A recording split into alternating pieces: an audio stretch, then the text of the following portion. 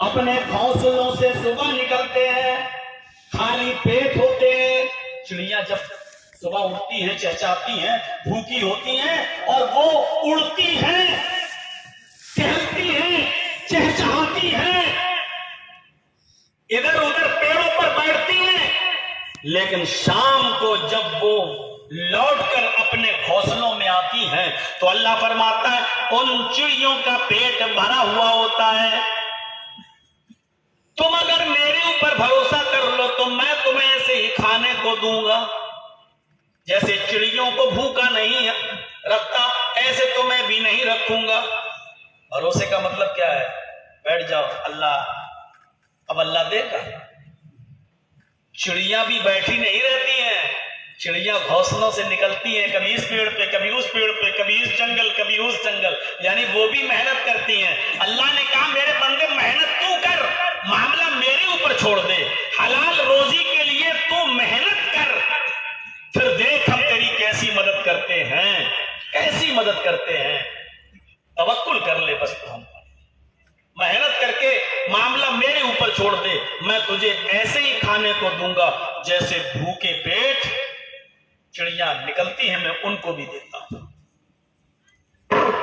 ہم کسی کو کیا کھلائیں گے اور کتنا کھلا دیں گے؟ بیٹی کی شادی ہو رہی ہے، ججی صاحب لسٹ بنا رہے ہیں، آج میرے بیٹے کی شادی ہے، ولیمہ ہے، کس کو بلایا جائے؟ ہاں ان کو بلاؤ، ان کو بلاؤ، ان کو بلاؤ۔ گاؤں میں جو ہمارا विरोधी ہے، نہیں اس کو نہیں بلائیں گے، یہ ہمارا विरोध کرتا رہا، اس کو نہیں بلائیں گے۔ اچھا یہ اس سے بھی ہماری لڑائی ہے، اس کو ہم نہیں بلائیں گے۔ جو ہم نے لسٹ بنائی ہے، ہم نے اپنے دوستوں کو بلایا، اپنے رشتہ داروں کو بلایا، لیکن رشتہ داروں میں بھی جو ہمارے विरोधी ہیں یا جن سے ہمارا جھگڑا ہے ان کو ہم نے نہیں بلایا۔ جو ہمارا سیاسی विरोधी ہے، راجنیتک विरोधी، ہم نے اس کو بھی نہیں بلایا۔ جو ہمارا विरोध کرتا رہا ہم اس کو نہیں بلا رہے ہیں، ہم اپنے دشمن کو نہیں بلا رہے ہیں۔ ہم نے چند روپے کمائے، آج بیٹے کا ولیمہ کر رہے ہیں، لیکن اس میں بھی ہم اپنوں کو بلا رہے ہیں، غیروں کو نہیں۔ اپنوں کو بلا رہے ہیں، دشمنوں کو نہیں۔ اگر یہ چیز اللہ سوچنے لگے، اللہ اگر یہ چیز سوچ لے کہ میں بھی دنیا میں اپنی عبادت کرنے والوں کو کھلاؤں گا، جو ہمارے نافرمان ہیں ان کو نہیں، تو بتاؤ دنیا میں کتنے لوگ بھوکے رہیں گے؟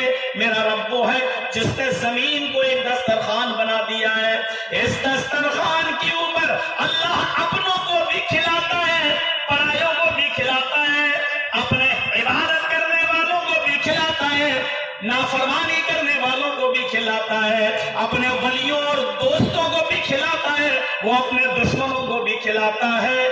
اللہ نے جو پیغمبر بھیجا اس کا نام محمد رسول اللہ، محمد رسول اللہ نے ہمیں بتایا اللہ کی نظر میں کوئی دشمن نہیں، کوئی دوست نہیں، وہ سب کو کھلاتا ہے۔ اس لیے کھلاتا ہے کیونکہ دنیا اس کی نظر میں، یعنی اللہ کی نظر میں دنیا کی کوئی حیثیت نہیں ہے، دنیا کی کوئی وقت نہیں ہے، دنیا کی کوئی چاہت نہیں ہے، دنیا کا کوئی مقام و مرتبہ نہیں ہے۔ لو کانت الدنیا تعدل عند اللہ جناح بعوضۃ، لو کانت الدنیا تعدل عند اللہ جناح بعوضۃ ما سقى کافرا منہ شربۃ ماء۔ اللہ کے نبی فرماتے ہیں کہ اگر اس دنیا کی عزت، اس دنیا کا رسپیکٹ، اس دنیا کا سمان، اس دنیا کی عزت اگر اللہ کی درشٹی میں، اللہ کی نظر میں مچھر کے پر کے برابر بھی ہوتی، اگر مچھر کے پر کے برابر بھی اللہ اس دنیا کو کچھ سمجھتا، اس دنیا کی کوئی عزت اس کی درشٹی اس کی نظر میں ہوتی، تو اللہ ما سقى کافرا منہ شربۃ ماء، تو اللہ اس دنیا سے کسی کافر کو ایک گھونٹ پانی بھی نہیں پلاتا، مچھر کے پر کے برابر بھی نہیں ہے۔ مچھر تو بڑا ہو گیا، مچھر جو رات میں کاٹتا، جس کو آپ مچھردانی لگا کے سوتے ہو، مچھر تو بڑی چیز ہو گئی۔ مچھر کے پر وہ پر جس سے وہ اڑتا ہے، اللہ کے نبی کہتے ہیں اس پر کے برابر بھی اللہ اس دنیا کو کوئی حیثیت نہیں دیتا، جبکہ دنیا اسی نے بنائی، لیکن اس دنیا کی عزت اللہ کی نظر میں مچھر کے پر کے برابر، مکھی کے پر کے برابر بھی نہیں ہے۔ اور اگر مچھر کے پر کے برابر بھی ہوتی تو کسی کافر نافرمان کو اللہ ایک گھونٹ پانی بھی نہیں پینے دیتا، ایک بوند پانی بھی نہیں پلاتا۔ اب سمجھ لو، بلڈنگیں، نعمتیں جو کافروں کو مل رہی ہیں وہ اس لیے مل رہی ہیں کیونکہ ان نعمتوں کی کوئی حیثیت اللہ رب العالمین کی نظر میں نہیں۔ آؤ کھاؤ، جتنا کھا سکتے ہو کھاؤ۔ کتنی بڑی نعمت ہے یہ اللہ رب العالمین کی، لیکن وہ دوست دشمن نہیں دیکھ رہا ہے، اپنا پرایا نہیں دیکھ رہا ہے۔ ہم نے پیدا کیا ہے، تمہیں اس دنیا میں اتارا ہے تو ہم کھلائیں گے، بھوکا اٹھائیں گے ضرور لیکن بھوکا سلائیں گے نہیں تمہیں۔ اور کیجیے، حضرت ابراہیم علیہ السلام کے اس واقعے پر نظر ڈالیے۔ کبھی زندگی میں انہوں نے اکیلے کھانا نہیں کھایا، سنا ہے واقعہ؟ ابراہیم علیہ السلام نے اپنی پوری زندگی کبھی اکیلے کھانا نہیں کھایا۔ جب بھی وہ کھانا کھاتے کسی نہ کسی مہمان کو پکڑ کر لاتے اور اس کے ساتھ بیٹھ کر کھانا کھاتے، مہمان کو بلاتے اور اس کو بٹھال کے کھانا کھلاتے اپنے ساتھ، بیٹھو کھانا کھاؤ۔ ایک دن ان کو کوئی نہیں ملا، گھر پہ کوئی نہیں آیا تو گھر سے وہ باہر نکل گئے، چلو مہمان کو ڈھونڈیں، کوئی مل جائے تو اس کو کھانا کھلاؤں، میں اپنے ساتھ اکیلے کھانا نہیں کھاؤں گا۔ مہمان بہت بڑی نعمت ہے، اگر کسی گھر میں آ جائے اپنی استطاعت کے مطابق معروف طریقے سے، یعنی جو سماج میں جو سوسائٹی میں چلن ہے اس چلن کے مطابق، اپنے دستور کے مطابق، اپنے ماحول کے مطابق جتنی آپ کی حیثیت ہے آپ اس کی مہمان نوازی کیجئے۔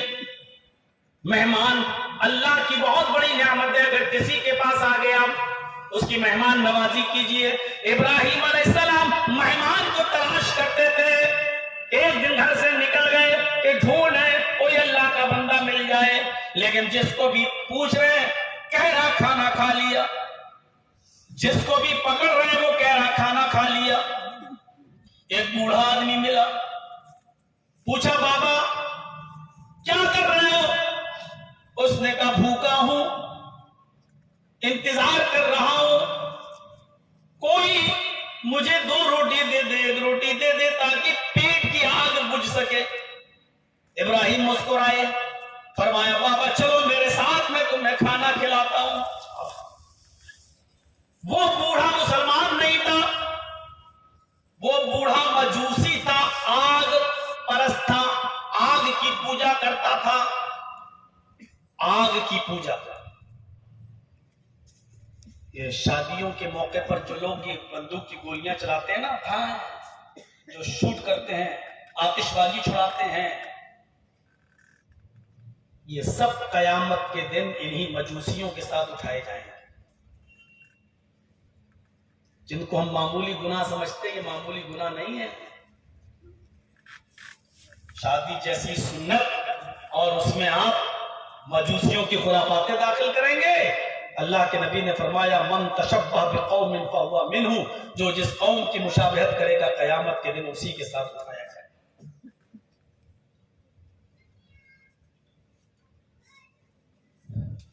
ابراہیم علیہ السلام اس بوڑھے کو لے آئے، وہ مجوسی تھا، آگ کا پجاری تھا، لے آئے، جلدی سے دسترخوان بچھایا، کھانا لا کر رکھ دیا، کہا بابا کھاؤ۔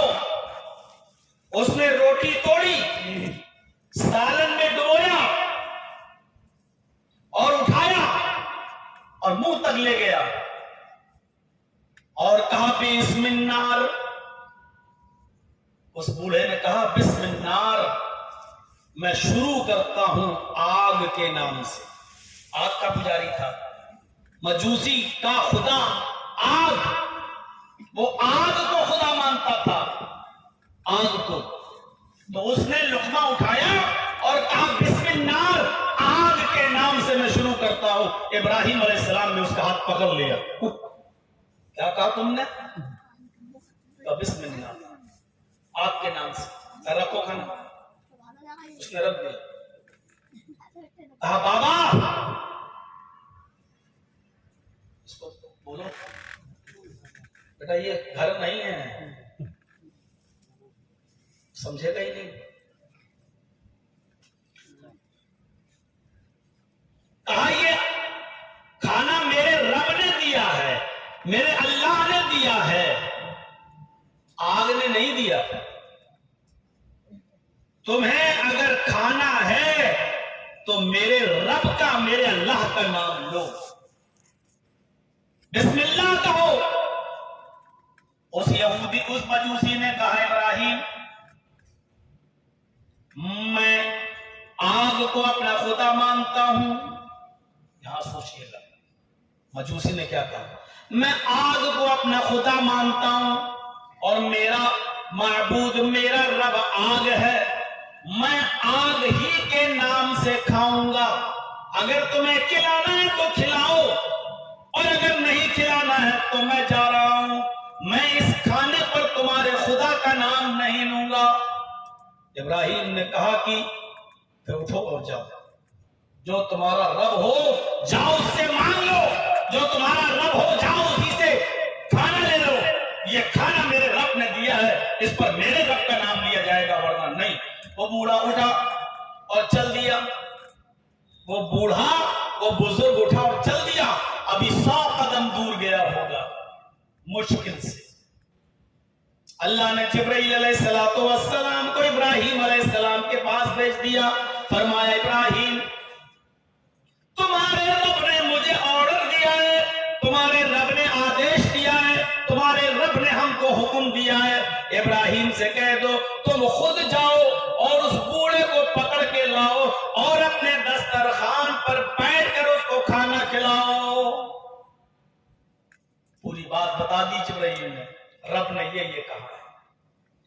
ابراہیم علیہ السلام دوڑے دوڑے جاتے ہیں، 100-150 قدم کی دوری پر اس بوڑھے کو پا لیتے ہیں. اس بزرگ سے کہتے ہیں ابراہیم علیہ السلام بابا چلو. کہاں چلو؟ چلو دسترخوان پر بیٹھو اور کھانا کھا لو. یہ اچانک الٹی گنگا کیسے بہنے لگی؟ ہاں ابراہیم میں اپنے ہی رب کا، اپنے معبود کا نام لوں گا. بابا تم جس کا نام لینا چاہو لے لو، لیکن چل. وہ بزرگ چلا آیا، دسترخوان پر بیٹھ گیا. ابراہیم علیہ السلام نے کہا جس کا نام لینا ہو لو، لیکن کھانا کھاؤ، بغیر کھانا کھائے نہیں اڑنا ہے. اس نے کہا ابراہیم ہمیں کچھ دال میں کالا لگ رہا ہے، ہمیں کچھ ڈاؤٹ ہو رہا ہے. ابھی تو بھگا دیا تھا کہ آپ کے رب کا نام نہیں لیا اور اب کہہ رہے ہو جس کا لینا ہو لے لو. یہ الٹی گنگا کیسے؟ یہ پشچم سے سورج کیسے نکل آیا؟ یہ اچانک آپ اتنا چینج کیسے ہو گئے؟ مجھے سیٹسفائی کیجئے، مجھے سنتشٹ کیجئے، مجھے مطمئن کیجئے کہ آخر ایسا کیسے ہو گیا. ابراہیم علیہ السلام نے کہا بابا تم یہاں سے اٹھ کر چلے گئے، میرے رب نے جبرائیل کو بھیج کر میری ڈانٹ لگائی اور کہا کہ اس بزرگ کو پکڑ کے لاؤ اور کھانا کھلاؤ. میں نے کہا وہ اللہ کا نام نہیں لیتا ہے، وہ میرے رب کا نام نہیں لیتا ہے، آگ کے نام سے کھانا شروع کر رہا ہے، اس لیے میں نے بگا دیا. تو میرے رب نے کہا اے ابراہیم اس بوڑھے کی عمر 90 سال ہے. کتنی؟ 90. اس بوڑھے کی عمر 90 سال ہے اور اس 90 سال کی پوری زندگی میں، پوری عمر میں اس نے ایک بھی دن میرا نام نہیں لیا. پوری زندگی میں 90 سال کی پوری عمر میں اس بوڑھے نے، اس بزرگ نے ایک بھی بار میرا نام نہیں لیا. لیکن لیکن میں نے اس بوڑھے کو 90 سال تک کھلایا. اس نے کبھی میرا نام نہیں لیا لیکن میں نے اس کو پھر بھی کھلایا. اس نے کبھی میرا نام نہیں لیا لیکن میں نے اس کو پھر بھی پلایا. اس نے کبھی میرا نام نہیں لیا, بیمار ہوا میں نے اس کو پھر بھی شفا دی. اس نے کبھی میرا نام نہیں لیا لیکن میں نے اس کو پھر بھی 90 سال تک ہوا دی, پانی دیا, سورج کی روشنی دی. ہم نے اس کو آسمان کی چھت دی اور اپنی بنائی ہوئی زمین پر ہم نے اس کو چلنے دیا, سونے کے لیے بستر دیا, ہم نے اس کو گھر دیا, مکان دیا, سب کچھ دیا. اے ابراہیم 90 سال میں اس نے کبھی ایک بھی بار میرا نام نہیں لیا, لیکن اس کے باوجود میں اس کو دیتا رہا, میں اس کو کھلاتا اور پلاتا رہا. تمہارے دسترخوان پر وہ ایک بار میرا نام نہیں لیا اور تم نے بھگا دیا, تم نے اس کو ہٹا دیا. نہیں, پکڑ کے لاؤ, اس کو بلاؤ, اس کو کھلاؤ, کیونکہ مجھے یہ گوارا نہیں, میری ربوبیت کو یہ گوارا نہیں, میری رحمت کو یہ گوارا نہیں کہ میری بنائی ہوئی چیزوں سے میرا ہی کوئی بندہ بھوکا اٹھ جائے. یہ نعمتیں میں نے پیدا کی ہیں اور میری نعمتوں سے میرا کوئی بندہ محروم رہ جائے, یہ مجھے گوارا نہیں ہے. کھلاؤ, اس لیے میں پکڑ کے لایا اور تمہیں کھلا رہا ہوں. اس بوڑھے نے کہا ابراہیم بس ہاتھ بڑھاؤ, میرا رشتہ بھی اس رب سے پہلے جوڑ دو جو اتنا مہربان ہے, جو اتنا غفور الرحیم ہے, جو اتنا بڑا مہربان ہے. اس مہربان سے, اس رحمان اور رحیم سے میرا بھی رشتہ جوڑ دو, جو 90 سال تک مجھے کھلاتا رہا اور پلاتا رہا, باوجود اس کے کہ میں نے اس کا ایک بھی بار نہ. دیکھ رہے ہیں کیسا رب ہے. ابراہیم علیہ السلام نے ایک بار بھگا بھی دیا تو اس کو بھی کہا نہیں, بلا کے ہم کس کو کھلائیں گے, اپنوں کو. کچھ دیں گے بھی تو کس کو, اپنوں کو. لیکن اللہ اپنوں کو بھی دیتا ہے, غیروں کو بھی دیتا ہے, اپنے فرما برداروں کو بھی دیتا ہے اور اپنے نافرمانوں کو بھی دیتا ہے, اپنے شکر گزاروں کو بھی دیتا ہے اور اپنی ناشکری کرنے والوں کو بھی دیتا ہے. اس کے نظر میں یہ چیز نہیں ہے.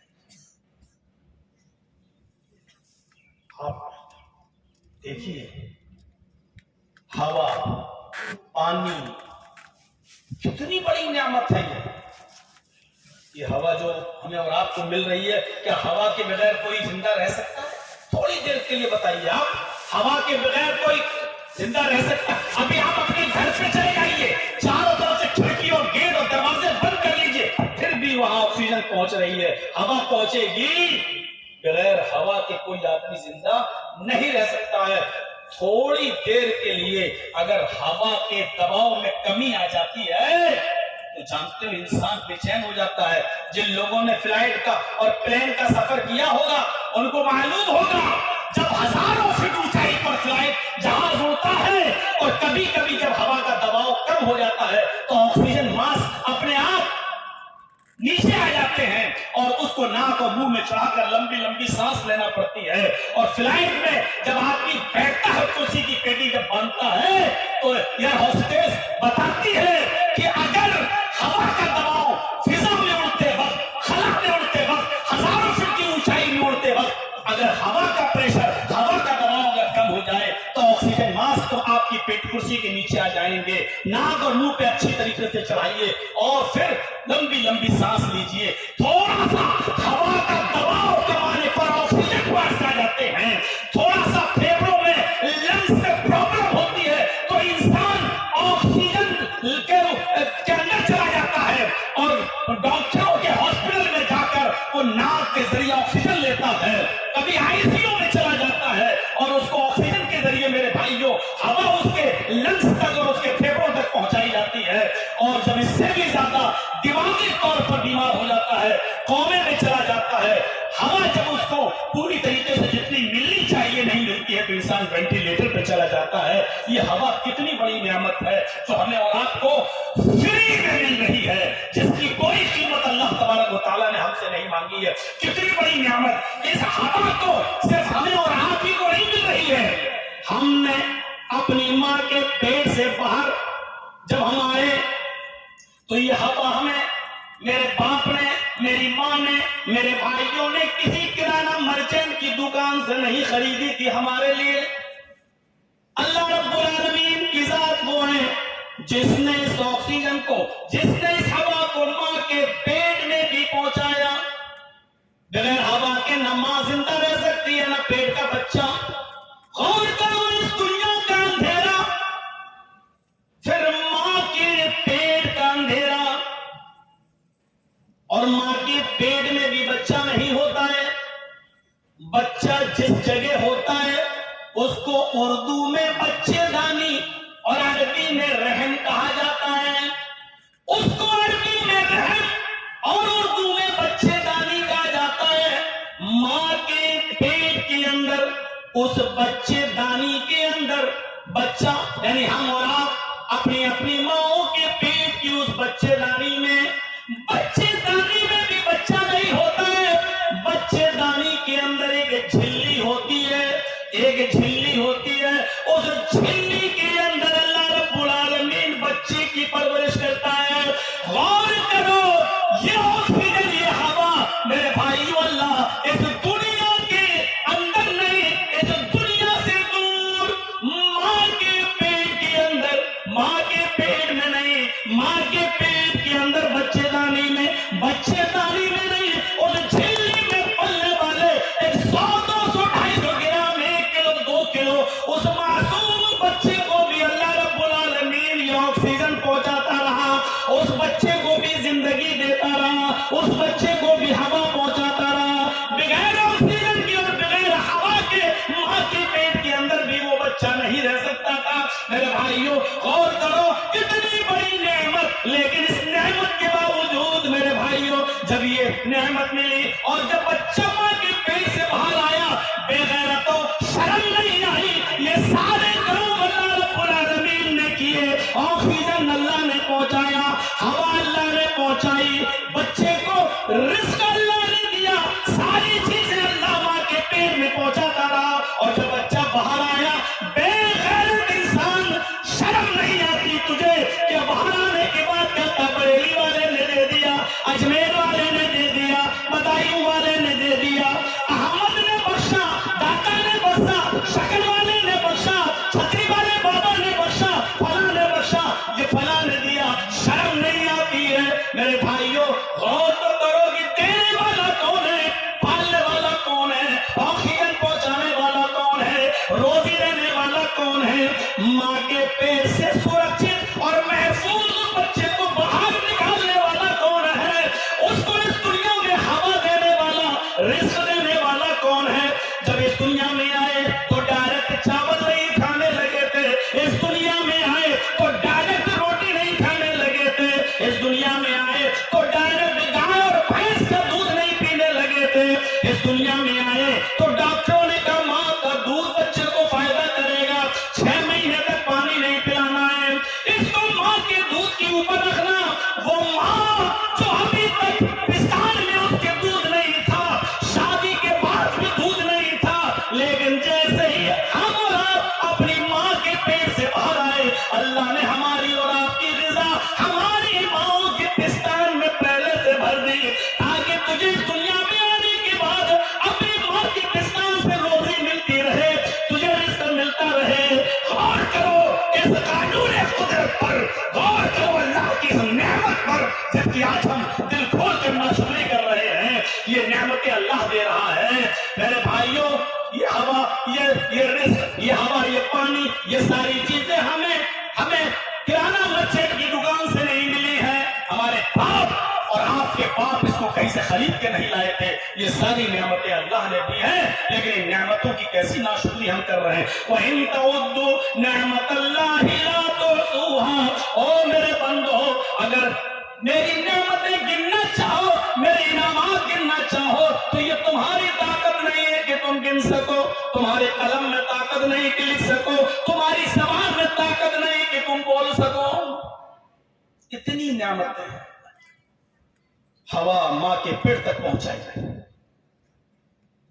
بچہ پیٹ سے باہر آیا تو ماں کی پستان میں اللہ نے بچے کی غذا دودھ بھر دیا۔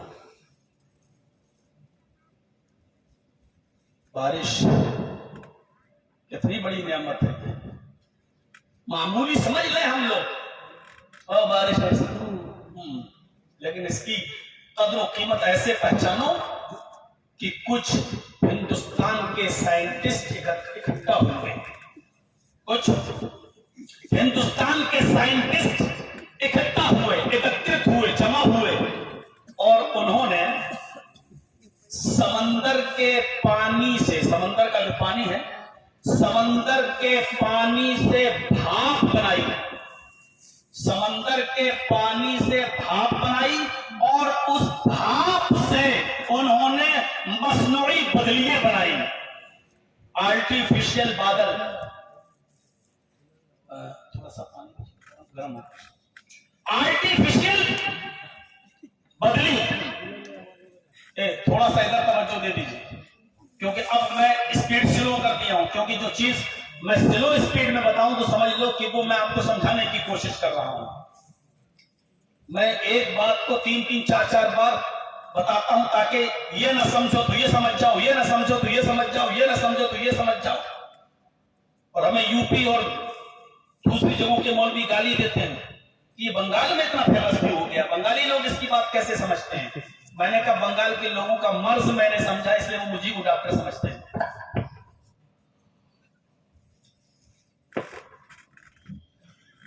تھوڑا سا سمجھیے گا، سائنٹسٹ لوگوں نے اکٹھا ہو کر سمندر سے کے پانی سے بھاپ بنائی، اور اس بھاپ سے انہوں نے مصنوعی کا مطلب آرٹیفیشل بادل بنائے، اور 10 منٹ کے لیے پورے ہندوستان میں ان بنائے ہوئے آرٹیفیشل بادل سے بارش برسائی تھی، صرف 10 منٹ۔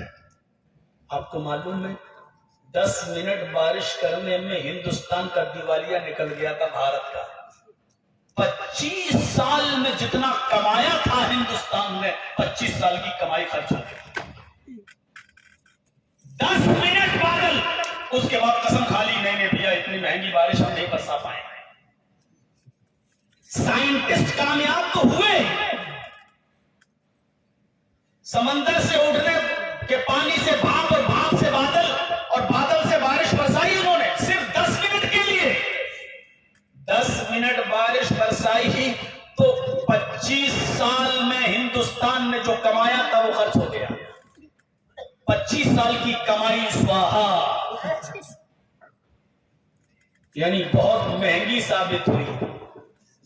10 منٹ کی بارش اگر برسائی جائے تو ہندوستان کے 25 سال کی محنت جا رہی ہے، 25 سال کی کمائی جا رہی ہے۔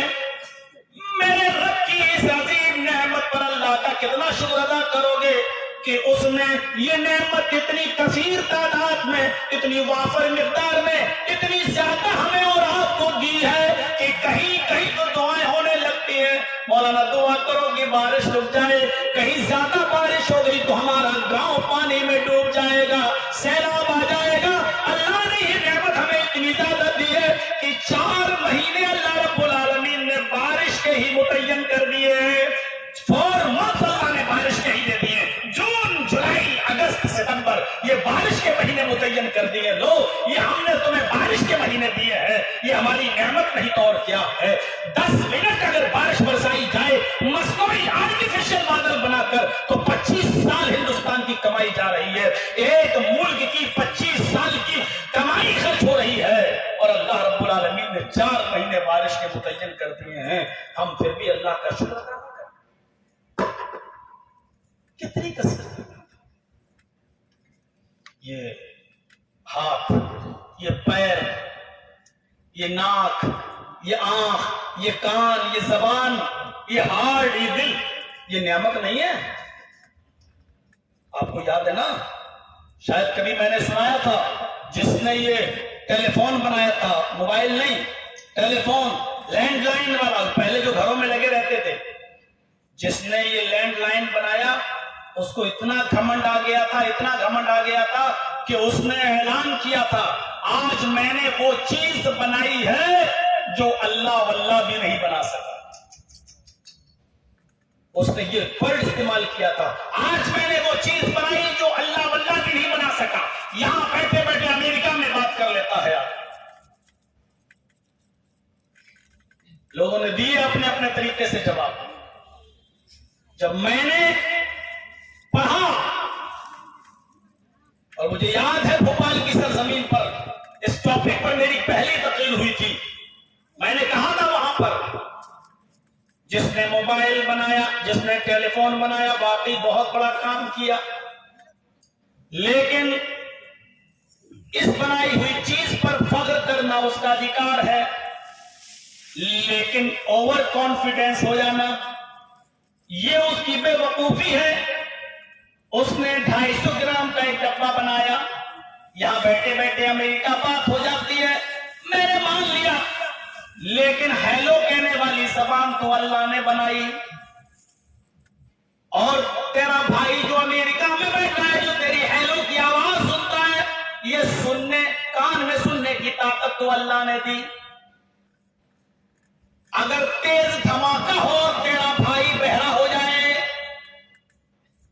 زیادہ بولنے کی وجہ سے اگر تیری بیوی یا تیرے بچے یا حکومت تیری زبان کاٹ ڈالے، یا تو گونگا ہو جائے، تو اب یہ بتا، ہیلو کہنے والی زبان گونگی ہو چکی ہے اور ہیلو سننے والے کان بھی بہرے ہو چکے ہیں، اب یہ بتا، یہ 250 گرام کا ڈبہ پھر تیرا کس کام کا ہے؟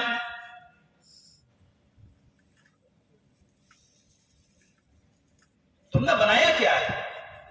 پلاسٹک اس زمین سے اللہ نے بنائی، نہ تو نے پلاسٹک بنائی، اور نہ ہی وہ زمین جہاں یہ پلاسٹک پیدا ہوئی وہ زمین ہی تو نے بنائی۔ اس میں لگنے والا میٹیریل بھی اسی زمین پر اللہ نے پیدا کیا، تو نے تو اس کو توڑ مروڑ کر ایک شکل دے دی، بس۔ زمین اللہ نے بنائی، تم نے تو کیا کیا؟ گیہوں جس کو تم زمین میں ڈال رہے ہو، چاول، وہ بھی اللہ نے بنایا، اور اناج بھر جو ہے پیدا ہو کر تیار ہو گیا۔ آپ نے کیا ہے؟ بس اتنا ہی تو کیا ہے، ایک چکی پر رکھ کر اس کو پیس کر آپ نے آٹا کر دیا، بس۔ اب آپ یہ کہو کہ میں نے آٹا بنایا ہے، بہت اس پر فخر کرو کہ میں نے وہ چیز بنا دی جو اللہ بھی نہیں بنا پایا۔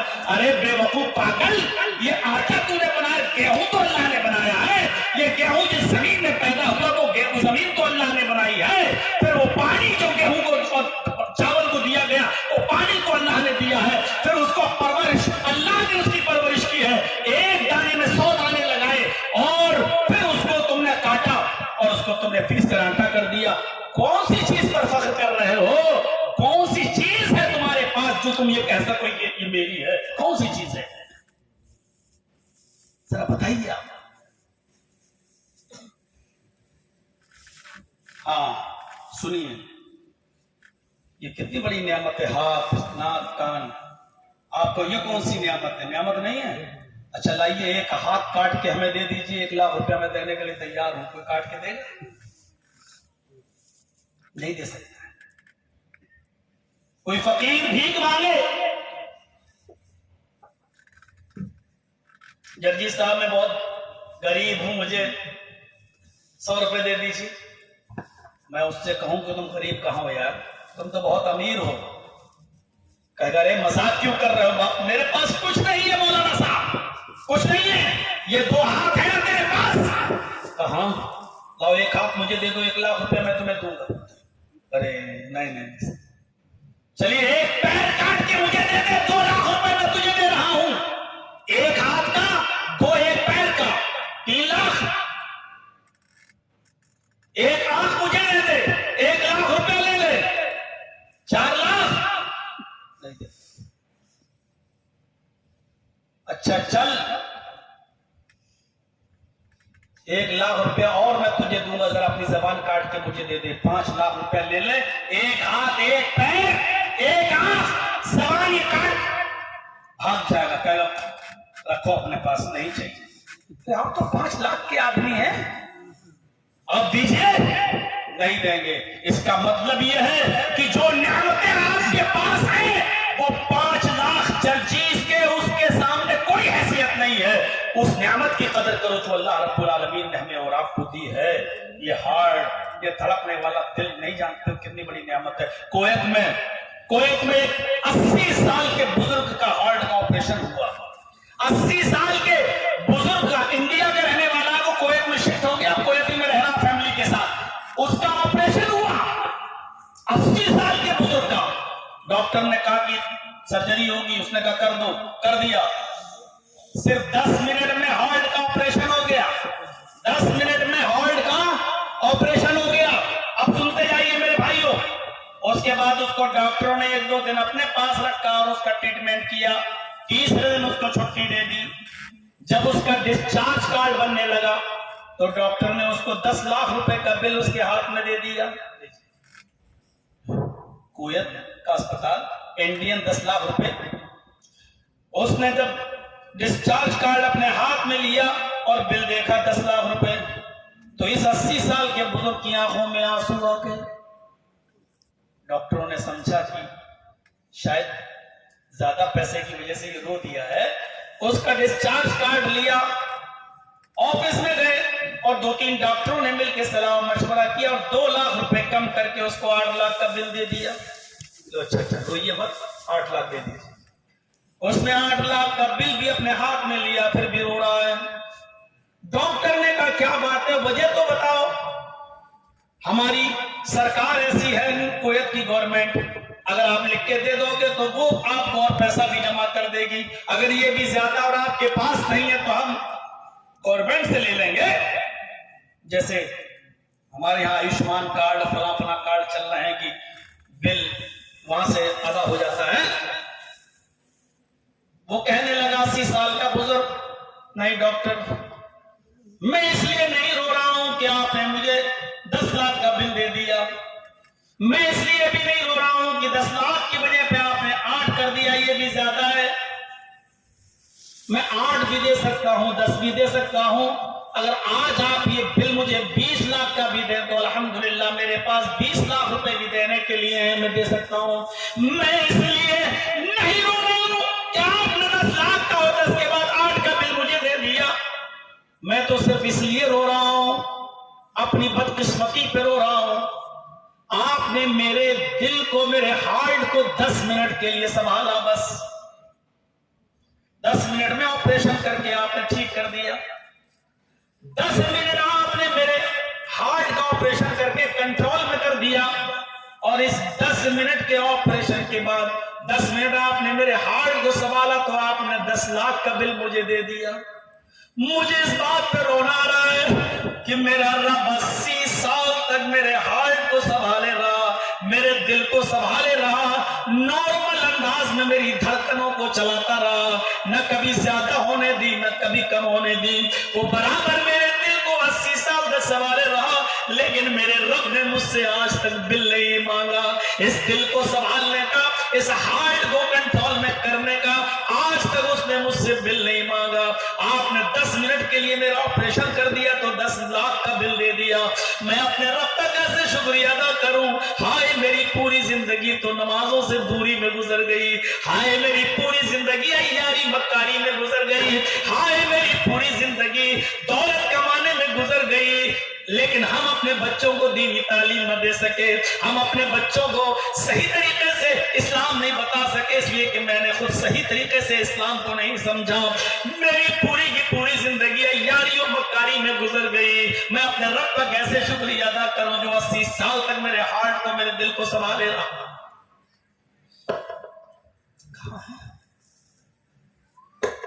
सोचिए हमारी ये नेमतें हैं अल्लाह रब्बुल आलमीन की, इनकी कदर कीजिए मेरे भाइयों। अल्लाह के रसूल ने इसीलिए फरमाया था, अगर तुम सेहतमंद हो तो बीमारी से पहले अपनी जिंदगी को गनीमत जान लो। अगर तुम जवान हो तो बुढ़ापे से पहले अपनी जिंदगी को गनीमत जान लो। अगर तुम जवान हो तो बुढ़ापे से पहले नेक अमल कर लो। अगर तुम सेहतमंद हो तो बीमारी से पहले नेक अमल कर लो। मेरे भाइयों, अल्लाह के नबी ने ऐसे ही नहीं कहा था कि अगर तुम जिंदा हो तो अचानक आ जाने वाली मौत से पहले अपनी जिंदगी को गनीमत जान लो। अचानक मौत कब आ जाए और कैसे आ जाए कोई नहीं जानता, कोई नहीं। इसलिए उससे पहले नेक अमल कर लो, अपने आप को बना लो, अल्लाह की नेमतों का शुक्रिया अदा करो। अल्लाह की नेमतों में से एक नेमत है रहम है। रहम, अल्लाह की रहमत कोई कम बड़ी नेमत है? اللہ کہتا ہے کہ میں نے رحمت کے 100 درجے بنائے. اللہ کہتا ہے رحمت کے 100 درجے ہیں میرے پاس, میں نے 1 درجہ دنیا میں اتارا ہے بس. اللہ کہتا ہے میرے پاس رحمت کے 100 درجے ہیں, میں نے دنیا میں اپنی رحمت کا 1 درجہ اتارا ہے. رحمت کے 99 درجے ہم نے اپنے پاس رکھے ہیں. کل قیامت کے دن میں اپنے بندوں پر وہ 99 درجے ہم اپنے بندوں پر نچھاور کریں گے. یہ دنیا میں ایک حصہ ہے 100 حصوں میں سے رحمت کا. آئیے اور دیکھیے یہ رحمت کے 100 حصوں میں سے ایک حصہ کیسا ہے اور اس حصے کا بھی حال کیا ہے. یہ رحم و کرم ذرا دیکھیے. اللہ تعالیٰ نے قرآن پڑھیے اپنے گناہگار بندوں کو. قرآن میں یہ نہیں کہا کہ چلو ہٹو ہم تمہیں معاف نہیں کریں گے, اور جو قرآن پڑھتے ہیں ان کو چاہیے کہ نگاہ ڈالیں. اللہ نے 20 سے زیادہ مرتبہ 20 سے زیادہ بار اللہ نے اپنے گناہگار بندوں کو بھی یا عبادی کہہ کر پکارا ہے. قرآن میں اللہ نے اپنے گناہگار بندوں کو بھی یا عبادی میرے بندو میرے بندو میرے بندو کہہ کر پکارا ہے اللہ تعالیٰ نے. یعنی گناہگار بندوں کو بھی کہا اے میرے بندو مجھ سے مانگو, اے میرے بندو مجھے پکارو, اے میرے بندو اپنے گناہوں کی توبہ میرے سامنے کرو. اللہ تعالیٰ نے اپنے گناہگار بندوں کو بھی یا عبادی کہہ کر پکارا ہے, یا عبادی اے میرے بندو. اور ایک جگہ تو اللہ نے قرآن میں اتنی بڑی اپنے گناہگار بندوں کو اتنی بڑی بشارت دے دی. قُلْ يَا عِبَادِيَ الَّذِينَ أَسْرَفُوا عَلَىٰ أَنفُسِهِمْ لَا تَقْنَطُوا مِن رَحْمَتِ اللَّهِ. اے نبی کہہ دو اے میرے بندو نے اللہ کے بندو, اے نبی کہہ دو یا عبادی میرے بندوں سے کہ اللہ فرما رہا ہے اے میرے بندو یا عبادی الذین اسرفوا علی انفسہم لا تقنطوا من رحمت اللہ. اے نبی کہہ دو اے اللہ کے بندو اگر گناہ کر کر کے تم نے زمین و آسمان بھر لیے ہو, اگر گناہ کر کر کے تم نے زمین و آسمان بھر لیے ہو یعنی بہت زیادہ گناہ کیے ہو, لا تقنطوا من رحمت اللہ, پھر بھی اللہ کی رحمت سے نا امید مت ہو جاؤ. بس تم سچے دل سے توبہ کرو, سچے دل سے مجھے پکارو, ہم تمہارے گناہ معاف کر دیں گے. شرط ہے سچے دل سے آؤ میرے پاس, ہم تمہیں معاف کرنے کے لیے تیار ہیں. زمین و آسمان بھی اگر گناہوں سے بھر لیے تب بھی معاف کرنے کے لیے تیار ہیں. اللہ کے یہاں ہر چیز برداشت, لیکن شرک کے ساتھ کوئی کمپرومائز نہیں. اگر نمازیں کم ہوگی میرے پاس آؤ گے میں چاہوں گا تو معاف کر دوں گا. روزوں میں کمی ہوگی میرے پاس آؤ گے میں چاہوں تو تمہیں معاف کر سکتا ہوں. پیسے والے تھے دولت مند تھے پھر بھی حج کرنے نہیں گئے, بہت بڑا گناہ تم نے کیا, لیکن میرے پاس آؤ گے میں معاف کر سکتا ہوں. بہت پیسے والے دولت مند تھے لیکن زکات پوری نہیں نکالی, میں معاف کر سکتا ہوں. اگر ان تمام گناہوں کو لے کے آؤ گے میں چاہوں تو تمہیں معاف کر سکتا ہوں. یہ بھی میری مشیت کے اوپر ہے, میں چاہوں تو تمہیں معاف کر سکتا ہوں. لیکن یاد رکھنا اگر شرک لے کر میرے پاس آئے تو میں تمہیں معاف نہیں کروں. شرک کے ساتھ کوئی سمجھوتا نہیں. اگر تعویذ سے لٹکائے ہوئے تمہاری موت ہوئی اور گلے میں تمہارے تعویذ لٹکا رہا, اس حال میں اگر تم مرے پھر میرے پاس آئے تو کوئی گنجائش نہیں. جاؤ ان کٹھ ملاؤں کے پاس تعویذ لینے, یہ بہروپی ہے, اپنا بھوش جانتے نہیں, آپ کو تعویذ دیتے. اگر اس کنڈیشن میں میرے پاس آئے تو ہم معاف نہیں کریں. شرک کے ساتھ کوئی کمپرومائز نہیں. اگر زندگی میں تم نے میرے علاوہ بھی کسی کو مولا اور مشکل کشا سمجھا, حاجت روا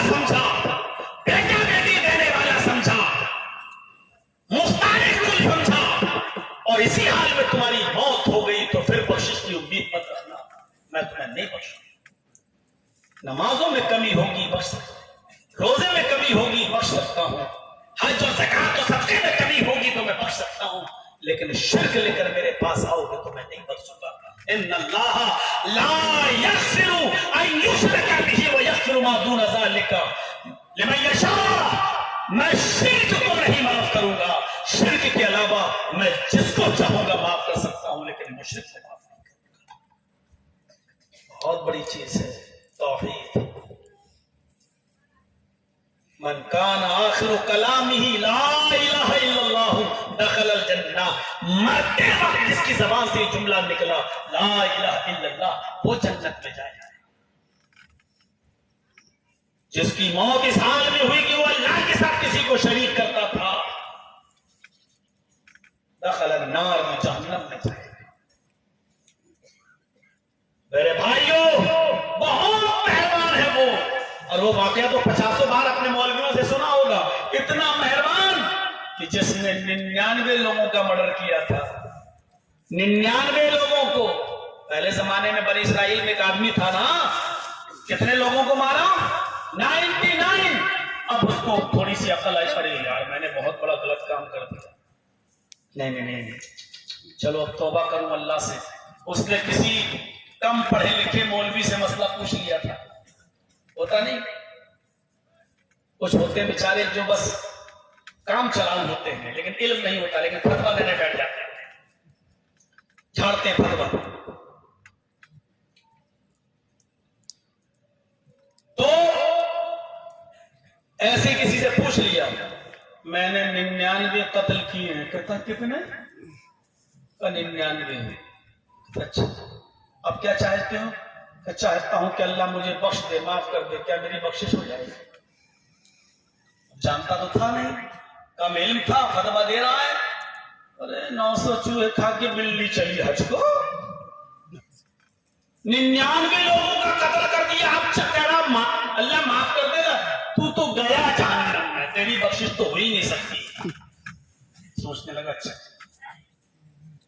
نکالا چھرا اپنے کمر سے تلوار، اس نے کہا کیا کر رہے ہو؟ کہا کچھ نہیں، جب میری بخشش ہو ہی نہیں سکتی، جہنم میں جب جانا ہی ہے تو جیسے 99 ویسے 100 اٹھایا اور اس نے اس کو بھی مارا۔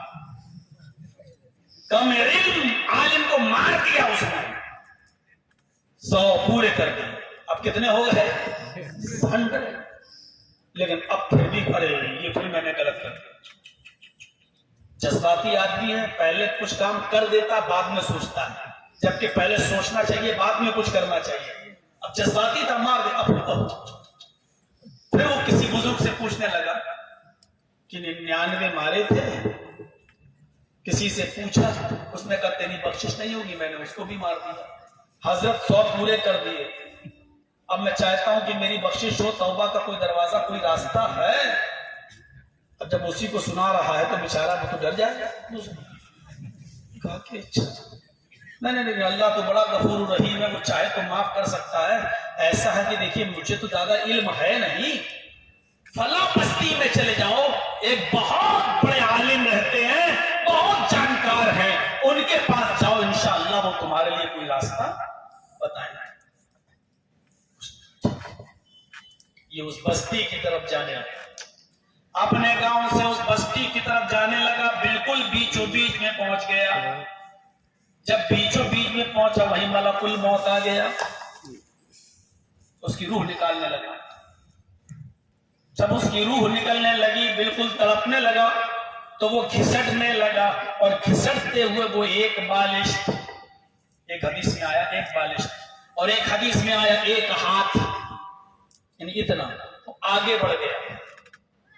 بیچ میں جب پہنچا تو موت آئی، ملک الموت۔ جب روح نکلنے لگی تو گھسٹنے لگا، گھسٹتے گھسٹتے ایک بالش یا ایک ہاتھ وہ آگے بڑھ گیا بزرگ کی بستی کے، اس اچھے عالم کی بستی کی، اور اس کا انتقال ہو گیا، روح نکل گیا۔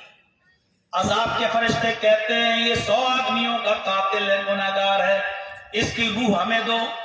رحمت کے فرشتے کہتے نہیں، یہ توبہ کی نیت سے نکلا تھا، اچھے کام کے ارادے سے نکلا تھا اور بیچ میں انتقال ہو گیا، لہذا اس کی روح کو مجھے دو۔ لڑنے لگا، فیصلہ ہوا بستی کو ناپ لیا جائے، اس کے گاؤں سے اس عالم کی بستی تک، اور یہ دیکھا جائے کہ یہ اپنی بستی کے زیادہ قریب ہے یا عالم کی بستی کے زیادہ قریب ہے۔ اگر یہ اپنی بستی کے قریب ہے تو اس کا مطلب یہ ہے کہ عالم کی بستی کے زیادہ قریب نہیں، اس کی روح کو عذاب کے فرشتوں کے حوالے کر دو، اور اگر یہ عالم کی بستی کے قریب ہے تو پھر اس کی روح کو رحمت کے فرشتوں کے حوالے کر دو۔ حدیث میں آتا ہے جب فرشتے زمین کو ناپنے لگے تو اللہ تعالیٰ نے عالم کی بستی کو قریب کر دیا، ایک ہاتھ یا ایک بالش قریب کر دیا، اور جب زمین ناپی گئی تو یہ عالم کی بستی کے قریب نکلا، اچھے بزرگ کی بستی کے قریب نکلا۔ حکم ہوا کہ اس کی روح کو رحمت کے فرشتوں کے حوالے کر دو۔ حدیث کے الفاظ ہے چونکہ وہ رحمت کی امید لے کر جا رہا تھا، اس لیے رحمان اور رحیم نے عالم کی بستی کو حکم دیا اس کے کچھ قریب ہو جا، تو ایک بالش یا ایک ہاتھ وہ قریب ہو گئی۔ یہ اللہ کی رحمت دیکھیے، اللہ نے دیکھا کہ میرا بندہ میری رحمت کی امید لے کے جا رہا ہے، اس لیے اس کو ہم بخش دیں گے، تو اس نے بخشنے کے لیے یہ طریقہ اپنایا۔ ہم کوشش تو کریں، یہ اس لیے بخش دیا گیا 99 آدمیوں کا قاتل کیونکہ یہ کوشش کر رہا تھا، یہ محنت کر رہا تھا، اس کو طلب ہو چکی تھی، یہ اپنی بخشش کے لیے توبہ کا کوئی راستہ ڈھونڈنے کے لیے عالم کی بستی کے قریب جا رہا تھا۔ ہم تو جانتے ہی نہیں، ہمارا حال تو یہ ہے کہ ہوٹل پہ اگر جرجی صاحب چائے پی رہے ہیں تو وہاں آ کے مسئلہ پوچھتے، مولانا صاحب ایک مسئلہ بتا دیجئے، عقیقے میں گائے لگے گی کہ نہیں لگے گی؟ بےہودے، بے شرم، شرم نہیں آتی تجھے؟ ہوٹل پہ بیٹھ کر تو مسئلہ پوچھے گا؟ میری شکل تجھے دکھ گئی تو تو پوچھ رہا ہے، ورنہ اگر ہمیں نہیں دیکھتا تو تجھے اس مسئلے کی کوئی فکر ہی نہیں تھی۔ شکل دیکھ کر تجھے مسئلے یاد آتے ہیں۔ یہ علم کی توہین ہے، یہ علم کی انسلٹ ہے۔ جا رہے مولانا، وہ تیرے باپ کا نوکر ہے وہ مولانا کیا؟ ہاں کیا؟ وہ ایک مسئلہ بتا دیجیے۔ کیوں بتا دے بھائی؟ اس طریقے سے پوچھو گے تم، یہی علم کی عزت ہے۔ مسئلے بڑے عجیب۔ ابھی میں روم پہ تھا، لیٹا ہوا تھا، اور یہاں تقریر ابھی جو ہو رہی تھی، چل رہی تھی، بعد میں چندہ مندہ ہوا، اور اتنا تو میں سمجھتا ہی لگا ہوں بنگلہ 500 روپے کسی نے دیے تو اس کے لیے دعا ہو رہی ہے۔ اس نے کہا کہ میں اپنے دادا اور دادی کے نام پہ دے رہا ہوں، تو مولانا صاحب کہہ رہے ہیں کہ نانا نانی سے کوئی بھول ہو گئی تھی کیا؟ یعنی 500 روپے ان کی طرف سے بھی۔ میرے بھائی مسئلے کو اس طریقے سے نہیں توڑ موڑ کے بیان کرنا چاہتے۔ آدمی 100 روپے میں بھی نیت کر سکتا ہے کہ اللہ اس کا ثواب میرے دادا کو بھی ملے، میری دادی کو بھی ملے، میرے نانا کو بھی ملے، میری نانی کو بھی ملے، میرے باپ کو بھی ملے، میری ماں کو بھی ملے، میری بہن کو بھی ملے۔ جتنے لوگوں کی وہ نیت کرنا چاہے کر سکتا ہے، اور اتنا ہی ثواب اللہ رب العالمین سب کو دے گا۔ یہی قربانی کا بھی اصول ہے۔ ایک جانور پہ جب آپ چھری چلائیں تو نیت کریں اللہم تقبل منی ومن اہل بیتی، اہل بیتی میں سب آ گئے، اللہ اس کو میری طرف سے، میرے پورے گھر کی طرف سے قبول فرما، اور اسی میں یہ نیت بھی کر لیجیے اللہ میرے باپ کا انتقال ہو گیا، اسی میں میرے باپ کو بھی شامل کر لے، میری ماں کو بھی، میرے دادا کو، میری دادی کو، میرے نانا کو اور میری نانی کو، فلاں کو، اور جتنوں کو چاہیں آپ ان سب کو شامل کر سکتے ہیں، اور اللہ رب العالمین اسی ایک جانور میں ان سب کو ثواب پہنچائے گا۔ اللہ کے رسول نے ایک جانور اپنی پوری امت کی طرف سے قربانی کیا تھا۔ اللہم تقبل منی ومن امت محمد، اللہ اس کو میری اور میری پوری امت کی طرف سے قبول کر لے۔ جب ایک جانور کی قربانی کا ثواب پوری امت کو مل سکتا ہے تو میرے بھائیوں ہمارے چند لوگوں کو نہیں مل سکتا ہے؟ اب چندہ لینے کی اسٹائل اگر اس طرح ہو تو ہم نہیں کہہ سکتے ہیں کہ ایسا کہیں گے تو لوگ نانا نانی کے نام پہ بھی مل جائے گا. تو پھر تو میرے بھائیوں اس کو ایک بھائی ہو تو 7 بھائی تو 7 کی طرف سے الگ الگ کا ہو. میں ابھی بات کر رہا تھا یہ عمر فاروق سے کہ اگر میں ہوتا, وہی میں نے کہا اگر میں ہوتا تو میں یہ کہتا کہ 100 روپے میرے دادا دادی کی طرف سے لے لو اور 100 روپے میرے نانا نانی کی طرف سے لے لو, 300 روپے واپس اور دو. تم بجائے 500 اور لینا چاہ رہے ہو, میں یہ کہتا کہ 100 روپے دادا دادی کی اور 100 روپے نانا نانی کی اور 300 روپے ہمیں واپس کر دو. بس صحیح, ہماری اتنی ہے حیثیت. تو مسئلہ نہیں ٹوٹنا چاہیے. مسئلہ یہ ہے کہ آپ یہ کہیے کہ صاحب آپ مزید بھی دے دیں اور سب کی نیت کر لیں تو سب کو اللہ رب العالمین سب. پہلی بات تو یہ ہے کہ مولانا کے پاس جا کے کہنا ہی نہیں چاہیے, یہ طریقہ ہی غلط ہے. یہ لیجیے 100 روپے میں اپنے دادا دادی کی طرف سے دے رہا ہوں, کہنا ہی نہیں چاہیے. آپ 100 روپے دے دیجیے بس اور چلے آئیے اور دل میں نیت کر لیجیے اللہ اس کا ثواب میرے دادا کو, دادی کو یا نانا نانی کو یا فلاں فلاں کو ملے. آپ کے لیے مولانا دعا کریں ضروری نہیں ہے, آپ دے دیجیے 100 روپے مسجد کے لیے اور کہیے کہ اللہ اس کا ثواب فلاں کو ملے, انشاءاللہ ملے گا. آپ دل میں نیت کریے میرے بھائیوں, مولانا سے مت کہلوائیے کہ میرے دادا دادی کو جنت ہے. آپ دل میں نیت کر لیجیے بس. آپ 100 روپے دے دیجیے, ابھی جیسے ہم تقریر ختم کریں میرے بعد بھی کوئی لانا چاہے لائے, یہاں ڈال دیں اور دل میں نیت کر لے کہ اللہ اس کا ثواب میں فلاں کو ثواب پہنچانے کے لیے ایسا کر رہا ہوں, ثواب ملے گا. میرے بھائیوں اصول سیکھیے مسئلوں کا, مسائل جاننے کے اصول سیکھیے. تو میں رحم و کرم کی بات بتا رہا, بڑا مہربان ہے اللہ. دیکھیے 100 آدمیوں کے قاتل تک کو اللہ رب العالمین نے بخش دیا ہے. اتنا مہربان ہے اللہ رب العالمین, اتنا مہربان ہے کہ کچھ جنگی قیدی اللہ کے نبی کے پاس لائے گئے. کچھ جنگی قیدی سمجھتے ہیں نا, قیدی بندی جن کو میدان جنگ کے دوران گرفتار کر لیا گیا, ارسٹڈ بندی.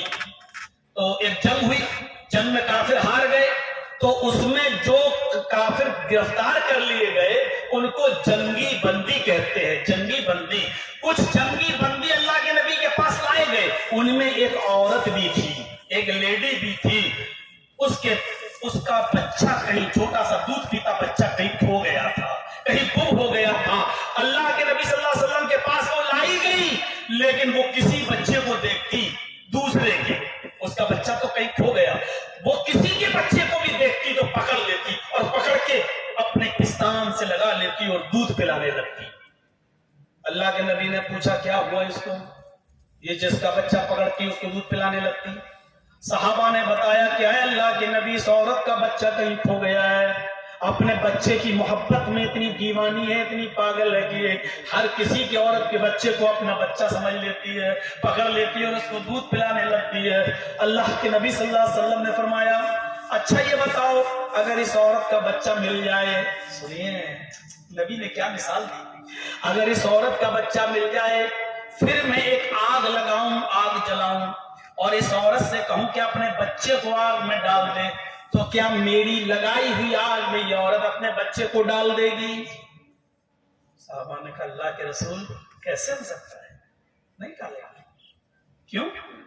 کہا جو دوسرے کے بچے کو اپنے دودھ سے لگاتی ہو, اس کا اپنا بچہ اگر اس کو مل جائے تو وہ آگ میں کیسے ڈال سکتی ہے؟ اے اللہ کے نبی, اگر اس کا بچہ دھوکے سے بھی آگ میں گر گیا تو اس بچے کو بچانے کے لیے اپنے آپ کو آگ میں ڈال دے گی اور اس بچے کو بچانے کی کوشش کرے گی. جو عورت اپنے آپ کو جلانا گوارا کر لے وہ عورت اپنے بچے کو آگ میں پھینک نہیں سکتی, آگ میں ڈال نہیں سکتی.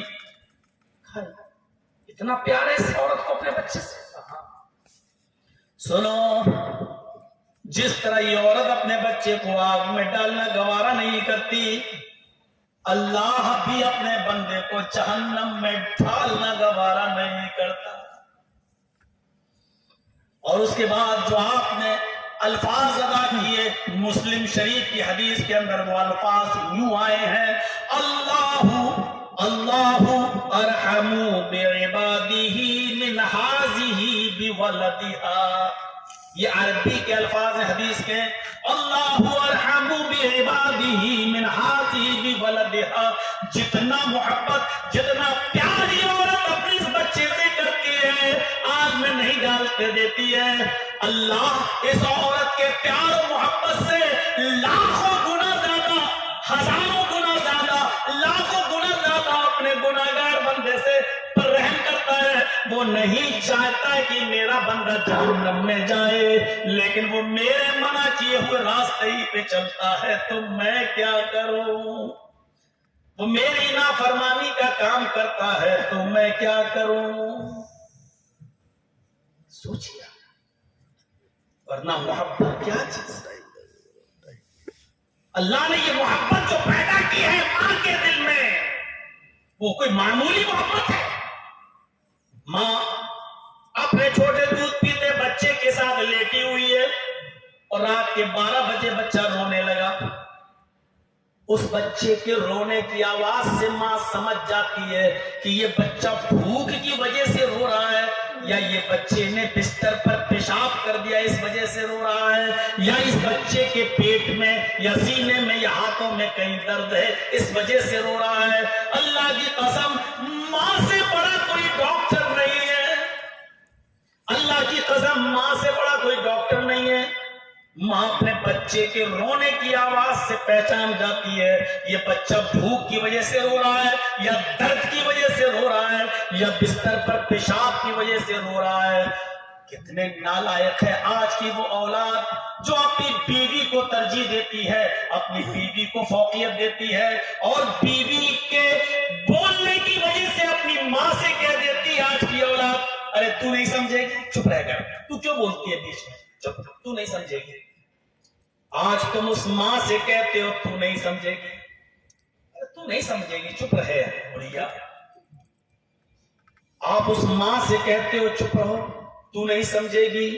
جب تم بولنا نہیں جانتے تھے اس وقت بھی وہ تمہارے رونے سے سمجھ جاتی تھی کہ میرے بیٹے کا یہ رونا بھوک کی وجہ سے یا درد کی وجہ سے یا بستر پر پیشاب کر لیا اس کی وجہ سے ہے. جو ماں اتنا جانتی تھی آج تو تھوڑا سا بڑا ہو گیا چلنے پھرنے لگا کمانے کھانے لگا اپنے پیروں پہ کھڑا ہو گیا تو آج ماں سے کہتا ہے کہ بڑھیا تو نہیں سمجھے گی چپ رہ. آج اتنے بڑے ہو گئے بچے نے بستر پہ پیشاب کر دیا بچہ رونے لگا. ماں نے بستر پہ ٹول کے دیکھا تو پیشاب سے بھیگا ہے. ماں نے اس بچے کو لیا اپنے سینے سے دبایا اور کروٹ لے کر یہاں کر دیا.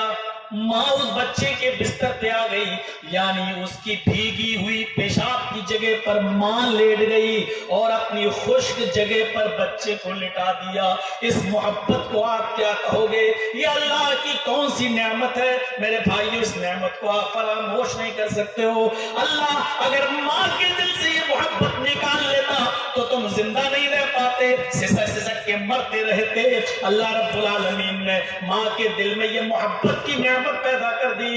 اس نعمت کی وجہ سے وہ تمہیں کس طریقے سے پالتی ہے کس طریقے سے پروان چڑھاتی ہے اور کس طریقے سے وہ خون دودھ کی شکل میں تمہیں اپنا خون پلاتی ہے. میرے بھائیو اس کو سمجھو نظر انداز نہیں کر سکتے ہو. اسی لیے ایک بوڑھی اور نابینا اور آنکھوں سے اندھی اور پیروں سے لنگڑی ہاتھوں سے اپاہج ایک عورت کو ایک ماں کو ایک صحابی جب خانہ کعبہ کا طواف کرا رہے تھے اپنی پیٹھ پر لاد کر جب خانہ کعبہ کا طواف کرا رہے تھے اور جب خانہ کعبہ کے ساتوں چکر پورے ہو گئے تو حضرت عمر فاروق کی نظر پڑ گئی. فرمایا ماشاءاللہ اللہ تمہیں برکت دے آج تم اپنی ماں کو اپنی پیٹھ پر لاد کر طواف کراتے ہو.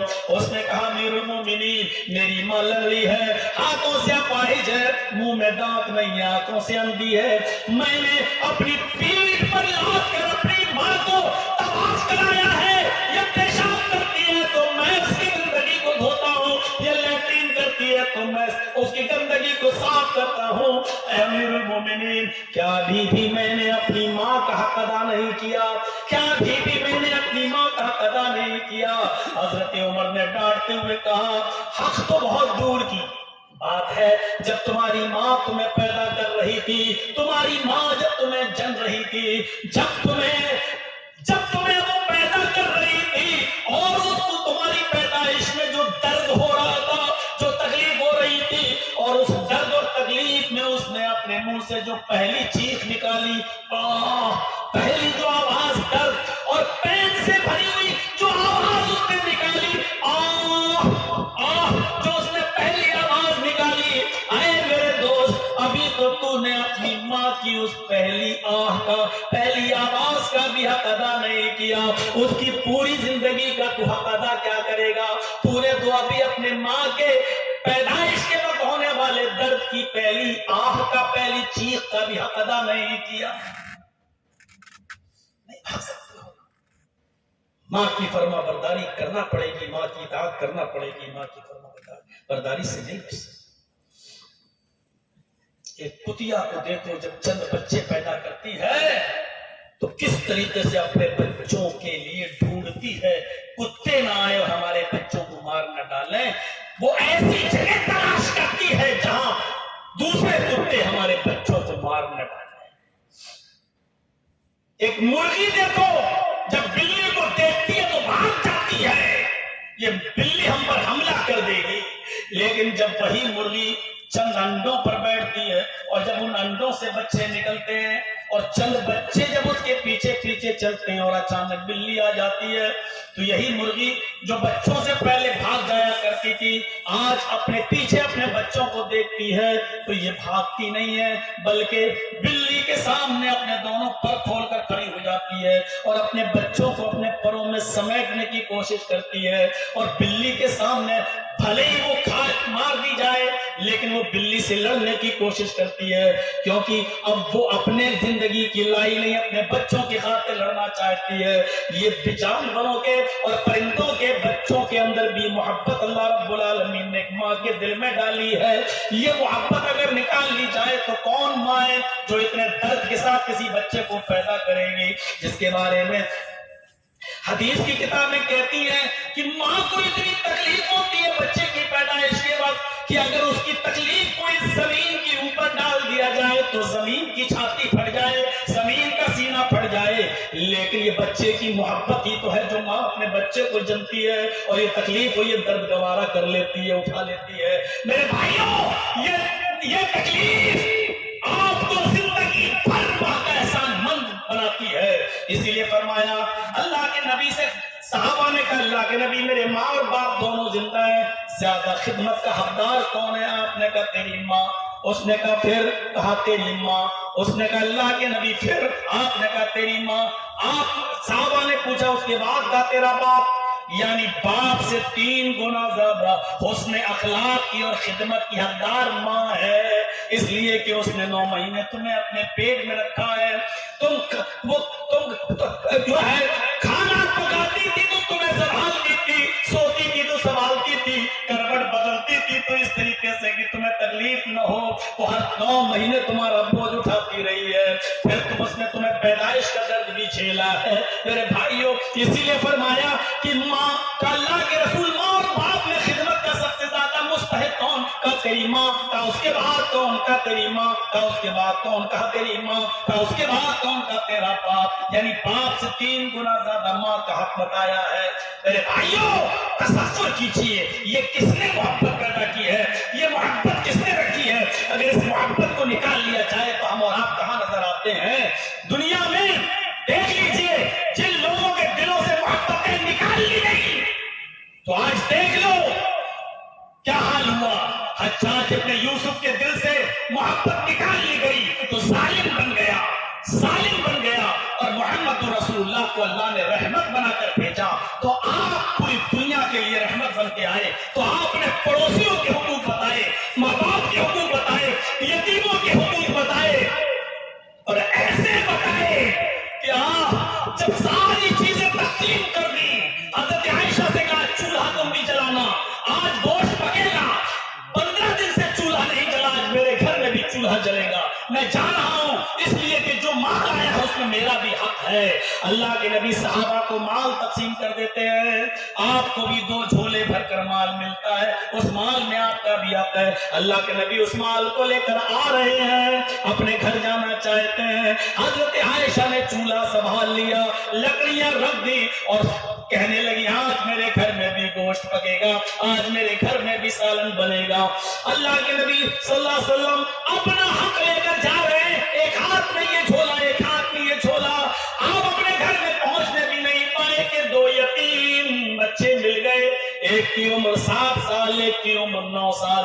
ایک نے یہ ہاتھ پکڑ لیا, ایک نے یہ ہاتھ پکڑ لیا. ایک نے کہا اے اللہ کے نبی میری ماں نہیں, دوسرے نے کہا اللہ کے نبی میرا باپ نہیں. ایک نے کہا اللہ کے نبی میری ماں نہیں ہے, میرے باپ نے دوسری شادی کر لی, دوسری عورت مجھے اپنا بیٹا نہیں مانتی ہے. اے اللہ کے نبی میرے اوپر بڑا ظلم ہوتا ہے. آپ نے ادھر دیکھا, دوسرا کہنے لگا اللہ کے نبی میرا باپ نہیں ہے, میری ماں نے بھی دوسری شادی کر لی, دوسرا آدمی مجھے اپنا بیٹا نہیں مانتا ہے. اے اللہ کے نبی میرا خیال کیجئے, مجھے کچھ دے دیجئے. ادھر 7 سال کے بچے کو دیکھا, ادھر 9 سال کے بچے کو دیکھا, ہاتھوں کی سامان کی تھیلوں کی گرفت ڈھیلی پڑ گئی. آپ نے کہا لو. ایک نے کہا اللہ کے نبی 5 دن سے میرے گھر میں چولہا نہیں جلا, دوسرے نے کہا 7 دن سے میرے گھر میں چولہا نہیں جلا. آپ نے یہ تھیلا اس بچے کو دے دیا, یہ تھیلا اس بچے کو دے دیا.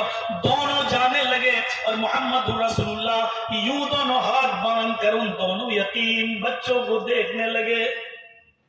اور جب تک وہ بچے محمد رسول اللہ کی آنکھوں سے غائب نہیں ہو گئے تب تک آپ ان کو دیکھتے رہے. جب وہ بچے چلے گئے تب اللہ کے نبی اپنے گھر جاتے ہیں, دروازے کو دستک دیتے ہیں. حضرت عائشہ دوڑتی ہوئی آتی ہیں کہ آج ہمارے گھر میں بھی چولہا جلے گا. اللہ کے نبی سامان لے کر آ رہے ہوں گے. دروازہ کھولا, اللہ کے نبی گھر کے اندر داخل ہوتے ہیں. السلام علیکم ورحمت اللہ. اما عائشہ جواب دیتی ہیں وعلیکم السلام ورحمت اللہ. دونوں ہاتھ خالی دیکھتی ہیں, کہتی ہیں اللہ کے نبی جیسے گئے تھے ویسے ہی آ گئے, آپ کا حصہ کیا ہوا, آپ کا حق کیا ہوا؟ آج تو آپ چولہا جلانے والے تھے, گھر میں گوشت پکنے والا تھا, میں نے انتظام کر لیا, آج کیا ہوا آپ کا حصہ؟ فرمایا عائشہ صبر کرو, صبر کرو. عائشہ جلد بازی سے کام مت لو, سب بتلا رہا ہوں, مجھے بیٹھنے تو دو. بیٹھ جاتے ہیں. فرماتے ہیں عائشہ 2 یتیم بچوں نے میرا راستہ روک دیا. ایک کی عمر 7 سال, ایک کی عمر 9 سال, ایک کی ماں نہیں, ایک کا باپ نہیں, ایک کے گھر میں 5 دن سے چولہا نہیں جلا, ایک کے گھر میں 7 دن سے چولہا نہیں جلا. انہوں نے اپنی اپنی پریشانیاں بتائی. میں نے ایک تھیلا اس کو دے دیا, ایک تھیلا اس کو دے دیا. اے اللہ کے نبی تم تو اے عائشہ تم تو جانتی ہو کہ میں یتیموں کا درد نہیں دیکھ سکتا. فرمایا عائشہ صدیقہ نے میں نے کب کہا کہ آپ ان کو نہ دیتے, آپ تو ویسے ہی دیتے ہیں. لیکن 15 دن کے بعد آج چولہا جلنے کی نوبت تھی. اے اللہ کے رسول ایک مٹھی اس تھیلے سے نکال لیتے, ایک مٹھی اس تھیلے سے نکال لیتے, تھوڑا تھوڑا بقیہ سب ان کو دے دیتے تو آج میرے گھر میں بھی چولہا جل جاتا. آپ نے ایک ایک مٹھی بھی نہیں نکالی, سب دے دیا. فرمایا عائشہ یتیمی کا درد میں نے دیکھا ہے, تم نے نہیں دیکھا. یتیمی میں نے دیکھی ہے, تم نے نہیں. تمہارے باپ تو آج بھی موجود ہے, تمہاری اماں تو آج بھی زندہ ہیں. عائشہ یتیمی کا درد میں نے دیکھا ہے. میں پیدا بھی نہیں ہوا تھا, میرے پیدا ہونے سے 2 مہینے پہلے محمد رسول اللہ کہ میرے باپ کا انتقال ہو گیا, عبداللہ انتقال کر گئے. اے عائشہ جب میں 6 سال کا تھا میری ماں مجھے نانا نانی کے ماموں کے گھر لے گئی تھی. جب میں مدینے سے لوٹ کے آ رہا تھا مکے کی طرف, میری ماں مجھے انگلی پکڑ کے چلا رہی تھی اور کہہ رہی تھی, جب ہم مقام ابوا پر پہنچے جہاں میرے باپ کی قبر ہے, میری ماں نے کہا چلو بیٹے میں تمہیں تمہارے ابو کی قبر دکھاتی ہوں. عائشہ جب میں 6 سال کا تھا میری ماں نے مجھے انگلی پکڑی اور لے گئی میرے باپ کی قبر پر اور کہنے لگی بیٹا یہاں تمہارے باپ ہیں, یہ تمہارے باپ کی قبر ہے, تمہارے باپ یہاں ہیں, ابھی نہیں. ابھی نہیں اٹھیں گے، بیٹا جب تم بڑے ہو جاؤ گے تب ابو اٹھیں گے، یہ تمہارے باپ کی قبر ہے۔ اتنا کہنے کے بعد وہ رونے لگی اپنے شوہر کی جدائی میں، اور اتنا روئی کہ اس کو وہیں اٹیک پڑ گیا، اور میری ماں اسی جگہ پر انتقال کر گئی۔ ابھی میں نے اپنے باپ کو دیکھا بھی نہیں تھا، اس کی قبر کو میں دیکھ رہا تھا، وہیں میری ماں بھی انتقال کر گئی۔ عائشہ 6 سال کی عمر میں میری ماں بھی مجھے چھوڑ کے چلی گئی، مجھے میرے دادا نے پالا، لیکن 2 سال میرے دادا میرے ساتھ رہے عبد المطلب، اور 2 سال پورا کرنے کے بعد وہ بھی چلے گئے۔ عائشہ میں 8 سال کی عمر میں یتیم نہیں در یتیم بن گیا۔ میں پیدا ہونے سے پہلے باپ کا چہرہ نہیں دیکھا، 6 سال کی عمر میں ماں نہیں دی، وہ بھی کھو دیا، 8 سال کی عمر میں دادا کی چلا گیا۔ سوچو یتیمی میں نے کیسے دیکھی ہے، یتیمی کا درد کیا ہوتا ہے یہ میں جانتا ہوں تم نہیں، اس لیے میں نے ان یتیموں کو اپنا حق دے دیا۔ ہم بھوکے رہ لیں گے لیکن یتیموں کو بھوکا نہیں دیکھ سکتے، یہ رحمت نہیں تو اور کیا۔ ظالموں نے ظلم کے آگے دنیا برباد کر دی۔ اسرائیل کو دیکھ لو، جب ظلم اس کے دل میں بیٹھ گیا تو فلسطین کے نوجوان اور فلسطین کے معصوم بچوں کو بھی نہیں بخشا جا رہا ہے۔ دودھ پیتے بچوں کے اوپر بھی گولیاں بمباریاں چل رہی ہیں، اور افسوس تو یہ کہ جب وہاں بمباریاں چل رہی تھی معصوم بچے اجاڑے جا رہے تھے، عورتیں بیوہ ہو رہی تھی، اور عورتوں کی قتل عام ہو رہا تھا، جہاں مسلم امت کا خون بہایا جا رہا تھا۔ افسوس یہ کہ آپ کے بنگال کا مسلمان کلیا چک کا نوجوان اس دن اس تاریخ میں انڈیا اور آسٹریلیا کا ورلڈ کپ دیکھ رہا تھا۔ اس سے بڑا تاریخ کا ظلم اور کیا ہوگا، اس سے بڑی انسانیت کی بے بسی کیا ہوگی، اس سے بڑی ظلم اور طغیانیت کیا ہوگی، اس سے بڑا بے رحمانہ پن کیا ہوگا، اس سے بڑا میرے بھائیوں فطری طور پر اگر کہا جائے تو اس سے بڑا ظلم اور کیا ہوگا کہ جہاں امت مسلمہ کا خون پانی کی طرح بہایا جا رہا ہو، گائے اور مولی کی طرح کاٹا جا رہا ہو، اور ایسے ماحول پر انڈیا اور آسٹریلیا کا میچ پورے ہندوستان کا مسلمان دیکھ رہا ہو جس میں بنگال کا مسلمان بھی شامل ہو، تو اس سے بڑی سرکشی اور اس سے بڑی بے بسی اور کیا کہی جا سکتی ہے۔ یہ بھی تاریخ میں لکھا جائے گا، اتہاس میں لکھا جائے گا، ہسٹری میں لکھا جائے گا کہ جب امت مسلمہ مر رہی تھی، قتل ہو رہی تھی، اس وقت انڈیا اور آسٹریلیا کا میچ دیکھا تھا۔ فلسطین کی سرزمین کو آپ نہیں جانتے؟ جس وقت میں حج کرنے کے لیے گیا تھا اپنے ماں اور باپ کو لے کر، مجھے معلوم ہے کہ جب وہاں سوال و جواب خانے کعبہ میں مکے میں سوال جواب کی ایک نشست لگتی تھی، عربی میں سوال جواب ہوتے تھے، تو میں تھوڑی دیر کے لیے وہاں چلا گیا، دیکھیں کیا کیا سوال ہوتے ہیں اور امام حرم کیا جواب دیتے ہیں۔ تو ایک فلسطین کا نوجوان جو سوال کرنے کے لیے اٹھا تھا، اس کو سن کر امام حرم کے بھی آنکھوں میں آنسو آ گئے اور ہم سب لوگوں کے آنکھوں میں آنسو آ گئے۔ اس فلسطین کے نوجوان نے مسئلہ پوچھا تھا، امام صاحب، عربی نے پوچھا تھا، امام صاحب ہم فلسطین کے رہنے والے ہیں، اسرائیل کے ظلم و ستم کے مارے ہوئے ہیں، ہمارے پاس کبھی ایسا بھی ہوتا ہے کہ سحری کرنے کو کچھ نہیں ہوتا ہے، ہم نیت سے سحری کر لیتے ہیں، امام صاحب افطار کے وقت بھی تو کچھ چاہیے، ہم لوگوں کو کھجور تو چھوڑیے، کبھی کبھی ہمارے گھر میں ایک گھونٹ پانی بھی نہیں ہوتا، تو کیا میں نیت سے روزہ افطار کر سکتا ہوں؟ میں نے افطار کر لیا، پینے کے لیے پانی بھی نہیں ہوتا، تو کیا میں نیت سے روزہ افطار کر سکتا ہوں؟ اتنا کہتا تھا کہ امام حرم دھاڑے مار مار کے رونے لگے، جتنے سننے والے تھے سب رونے لگے، ہم لوگوں کے بھی آنکھوں میں آنسو آ گئے، اور اس فلسطین کے نوجوان کو سب اپنے سینے سے لگانے لگے اور ہاتھ پھیرنے لگے۔ امام حرم نے سوال کا جواب تو نہیں دیا. کہا بیٹے تمہارے سوال کا جواب نہیں ہے ہمارے پاس. بیٹا تمہارے سوال کا جواب نہیں ہے ہمارے پاس. تمہارے لیے ہم اللہ سے اجر کی امید رکھتے ہیں اور دعا کرتے ہیں کہ اللہ تمہارے لیے کوئی راستہ نکالے گا, تمہاری مصیبتوں کو حل کرے گا, تمہاری پریشانیوں کو اللہ سمجھے گا. یہ فلسطین کے ماحول میں رہنے والوں سے پوچھو, اس پوزیشن میں بھی, جنگ کے حالت میں بھی وہ نمازیں نہیں چھوڑ رہے ہیں. اور رمضان کا مہینہ آئے گا تو روزے بھی وہ رکھیں گے. ایک ہماری یہ نوجوان نسل ہے جو یہ تقریر سننے کے بعد کل پھر کیرم بورڈ کھیلتی ہوئی نظر آئے گی, کل پھر لاٹری کے ٹکٹ بیچتی ہوئی نظر آئے گی, کل پھر شراب کے دکانوں پر جا کر شراب پیتی ہوئی نظر آئے گی, چرس اور گانجے کا دھندا کرتی ہوئی نظر آئے گی.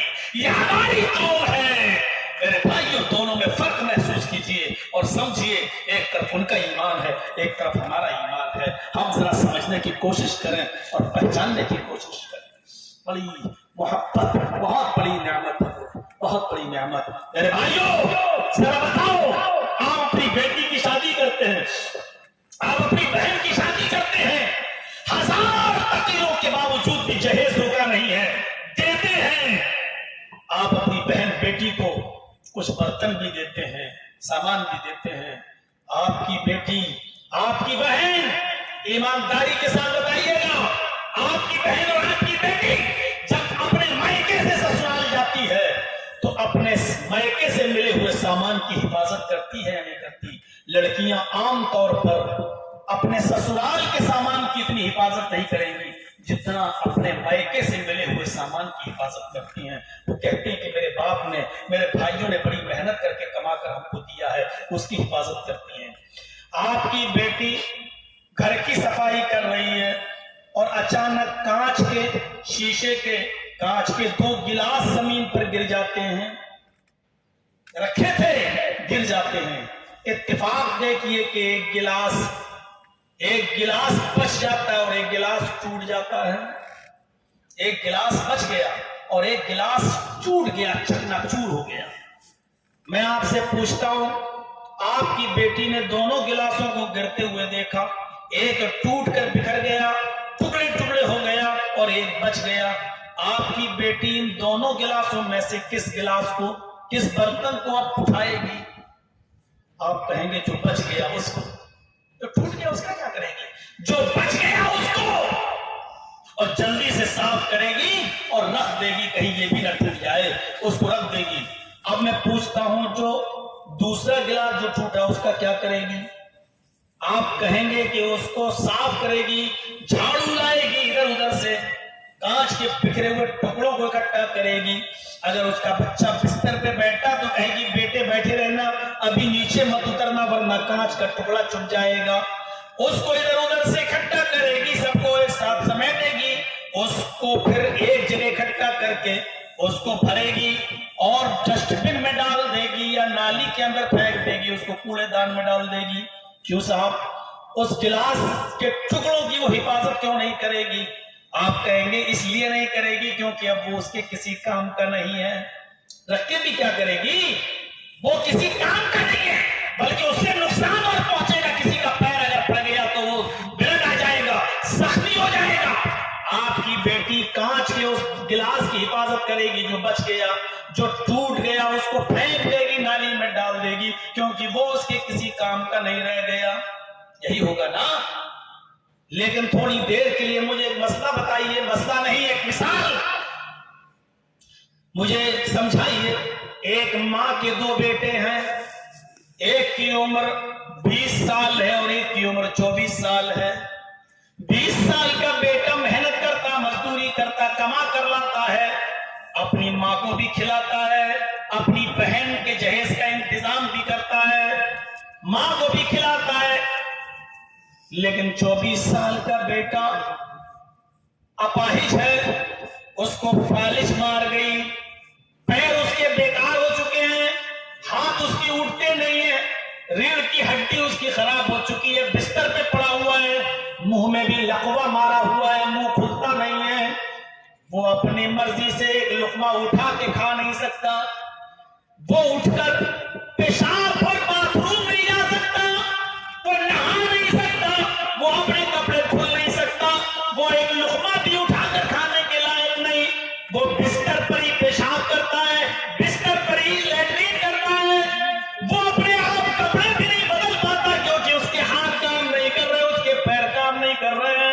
یہ آدمی بیکار ہو چکا ہے، کسی کام کا نہیں ہے، بلکہ ماں کے اوپر بوجھ بنا ہوا ہے۔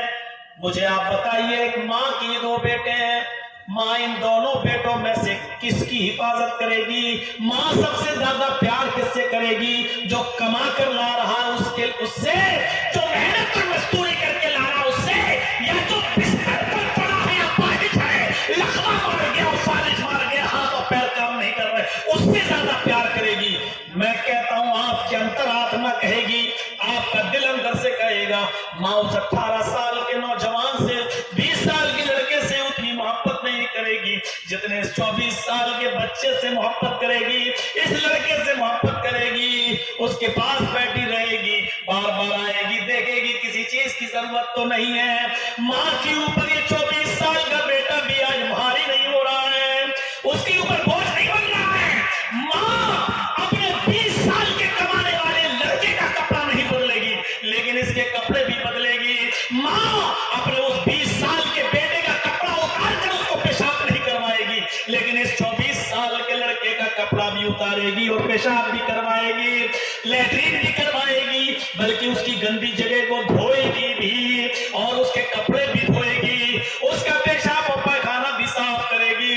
اگر اس کو رونا لگا، آنکھوں میں آنسو آ گئے، تو ماں اپنے آنچل سے اس کے آنسو بھی پوچھے گی اور اس کو تسلی دے گی کہ بیٹا بھی ہم زندہ ہیں، مر نہیں گئے، بیٹا ہم زندگی بھر تجھے کھلائیں گے، تو پریشان مت ہو۔ ماں اس کو تسلی دے گی، ماں اس کے آنسو بھی پوچھے گی، ماں اپنے ہاتھ سے لقمہ توڑ کر اس 24 سال کے لڑکے کو بھی کھلائے گی۔ میں پوچھتا ہوں، یہ نالائق بیٹا ہو چکا ہے، کوئی لائق نہیں ہے، کسی کام کے لائق نہیں ہے، ماں اس کو اٹھا کر کیوں نہیں پھینک رہی ہے؟ اس کانچ کے برتن کی طرح اس کو باہر کیوں نہیں ڈال رہی ہے؟ ماں کے دل میں اس اپاہج، اس لنگڑے لولے بیٹے کے لیے 20 سال کے کمانے والے بیٹے سے زیادہ محبت کس نے پیدا کی ہے؟ اس 24 سال کے آدمی کی محبت اس کی ماں کے دل میں یہ کس نے پیدا کی ہے؟ یہ اسی اللہ رب العالمین کی دین ہے، اسی کی نعمت ہے۔ اگر اللہ ماں کے دل سے یہ محبت نکال دے تو اس لنگڑے لولے اپاہج بیٹے کا کیا ہوگا؟ اس کا پرسان حال کون ہوگا؟ معاف کیجئے گا، ہماری بیوی کیوں دیکھے گی بڑے بھائی کی بیوی کو، بڑے بھائی کو؟ ہماری بیوی کیوں دیکھے گی ہمارے بڑے بھائی کی بیوی، بڑے بھائی کو؟ وہ کیوں اس کا لیٹرین و پیشاب و پائخانہ صاف کرے گی؟ یہ ہماری ماں جو خدمت کر سکتی ہے وہ گھر کی عورتیں نہیں کر سکتی ہیں۔ میرے بھائیوں، اس لیے ماں کی قدر و قیمت کو پہچانو اور اللہ کی اس نعمت کو پہچانو۔ وَإِن تَعُدُّوا نِعْمَتَ اللَّهِ لَا تُحْصُوهَا، میرے بندو، میری نعمت اتنی ہے کہ تم گننا چاہو تو گن نہیں سکتے۔ 1 بج گیا ہے، 12 بجے سے زیادہ پروگرام عام طور پہ بنگال میں چلتے نہیں ہیں، لیکن میں نے دیر سے ٹائم دیا تو دیر سے آپ کے سامنے خطاب کیا ہے۔ 10 15 20 منٹ ہی میں رہ پاؤں گا زیادہ سے زیادہ، پھر مجھے نکلنا ہے۔ اس لیے میں اللہ سے دعا کرتا ہوں کہ الہ العالمین ہم سب کو اپنی نعمتوں کی قدر کرنے کی توفیق عطا فرما، نعمتوں کا قدر شناس بنا۔ الہ العالمین ہمارے دلوں میں محبت پیدا فرما دے۔ اے اللہ ہمیں اپنی عبادت سے جوڑ لے، اے اللہ ہمیں شکر ادا کرنے کی توفیق عطا فرما۔ الہ العالمین ہم تمام مسلمانوں کو جب تک زندہ رکھ، اسلام پہ زندہ رکھنا، اور جب ہمارا خاتمہ ہو تو ایمان پر ہمارا خاتمہ فرمانا۔ وما علینا الا البلاغ المبین، وآخر دعوانا